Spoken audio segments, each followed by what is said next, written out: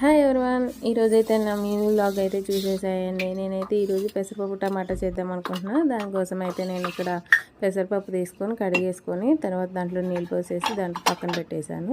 దాంట్లోకి అయితే టమాటాలు అయితే కట్ చేసుకుంటున్నాను. ఒక సైడ్ అయితే రైస్ కూడా కడిగి పక్కన పెట్టేశాను. ఇప్పుడు ఇవి టమాటాలు కట్ చేసేసి పప్పులో వేసేసుకుంటాను.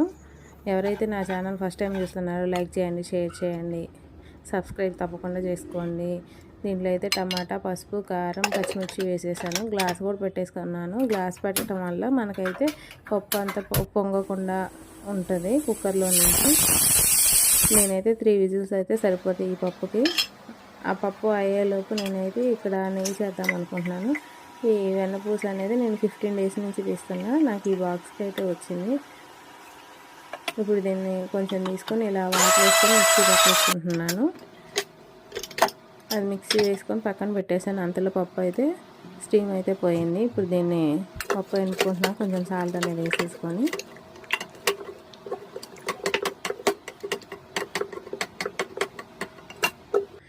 ఇప్పుడు పప్పు కోసం అయితే పోపు పెట్టుకుంటున్నాను.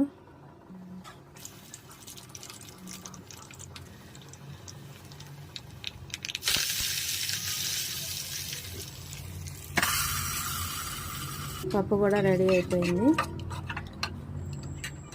ఇప్పుడైతే నేను వెన్న అయితే తీసి పక్కన పెట్టుకున్నాను కదా, దాన్ని అయితే సిమ్లో పెట్టి మరిగించుకుంటాను. ఇంకా వెన్నను దీంట్లో కొంచెం మెంతులు వేస్తాను. మెంతులు వేయడం వల్ల మంచి వాసన వస్తుంది.